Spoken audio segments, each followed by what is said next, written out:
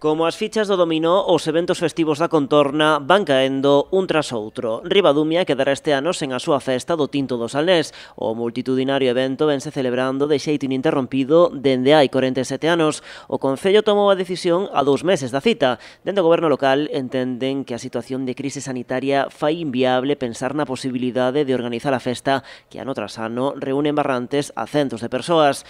Tampouco será o que foi a cambadesa festa do Albariño. Neste caso non se fala aínda de cancelación, pero sí de reducilo ao mínimo para evitar riscos. O Concello e o Consello Regulador valoran xa alternativas para este multitudinario evento. A decisión final tomarase en función da evolución da pandemia. Entre as posibles solucións que barallan por Albariño contemplaríase manter a esencia da festa coas catas e a entrega de premios aos mellores viños. Sobre a mesa tamén se está a estudar controlar e limitar o aforo ás casetas para as que o Consello Regulador non descarta outra localización. En todo caso, o futuro do festexo cambades maisenlleiro dependerá das indicacións das autoridades sanitarias.